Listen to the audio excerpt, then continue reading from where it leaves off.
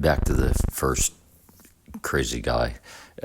So he goes on that rant, and then they take him to his room, and he's yelling and screaming, and they put him by himself in the room next to us. I mean, apartment walls next to us, and I was going back to my room, and to go to my room, I had to pass his room, and I looked in as I was walking, and right, the guy with the black, I don't know what they call those, a uniform, whatever it is, his was black, and he was white. And I'd never seen him before, and he walked in quite quickly. And then, like 2 minutes later, I walked to my room, and they had restrained him, had to hold him down on the bed, like all three of them. I mean, right. So, I don't know. Right. I would have given him the shot 2 steps earlier, 1 step earlier. And then at this point, they decided to engage with injection, and he was out. And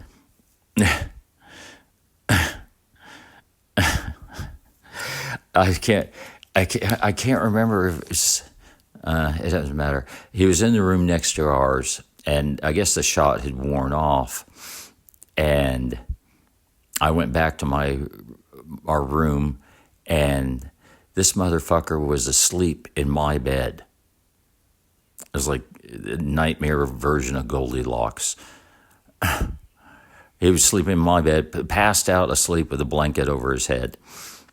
I was like, oh shit, what the, what would you think?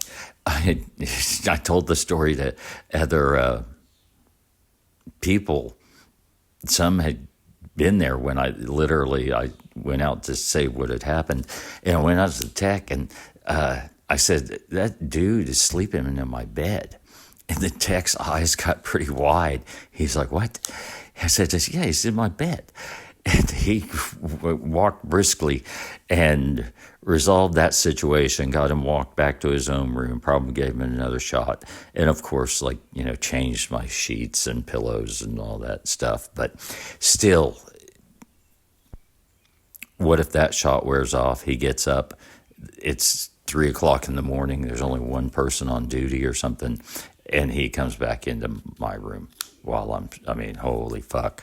And my roommate was like, if he comes in and tries to, if he comes in this room, I'm going to punch him. I was like, I don't know if that'd be a good idea if you want to get out anytime soon. He's like, something to the effect that I don't care.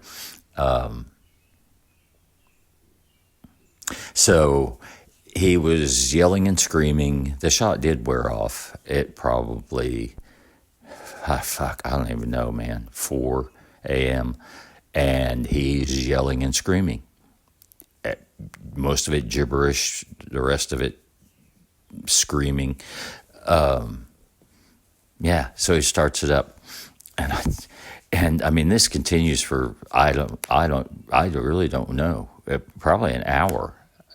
And then the techs come in to check your vitals. And so you've been up since 4. So they moved him.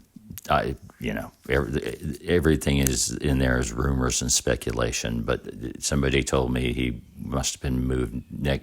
There were 3 separate facilities within this facility. There was one for detox, which all of us were in.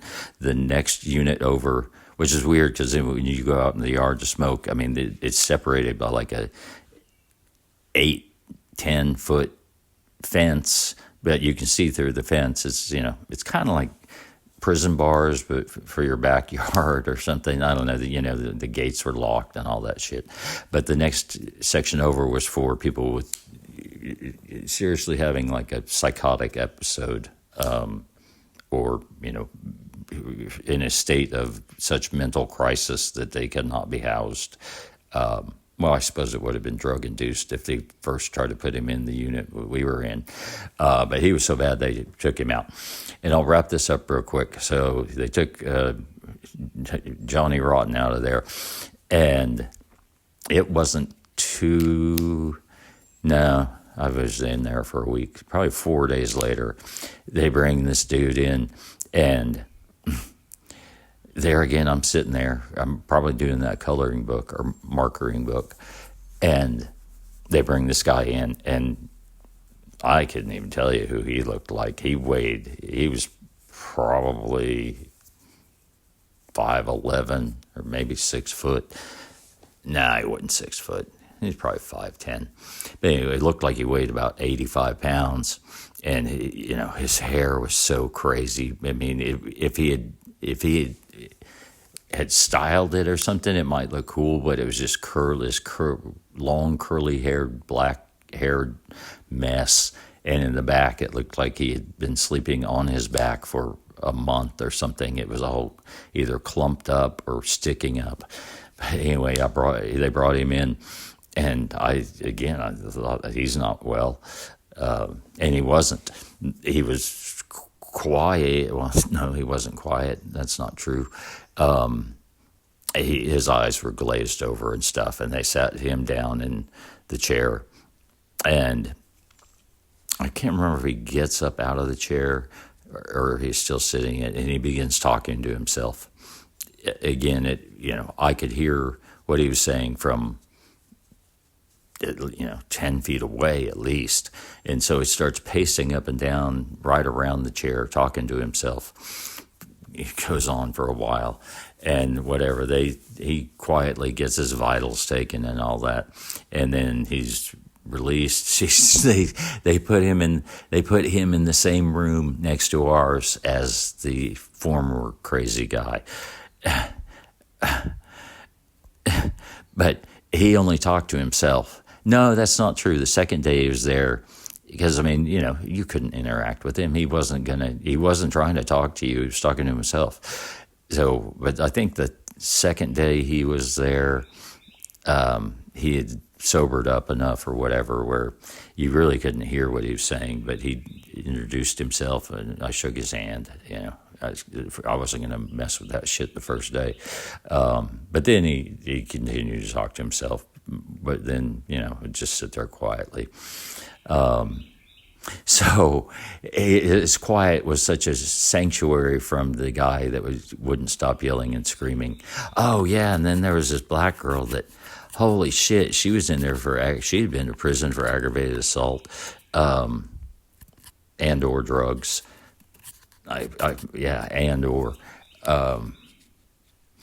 she was constantly just going off. I met her and she was so friendly to me, but if you pissed her off, she would, I can't remember, physically threaten, but yell, not crazy yell, like angry yell at the techs and, other people, really.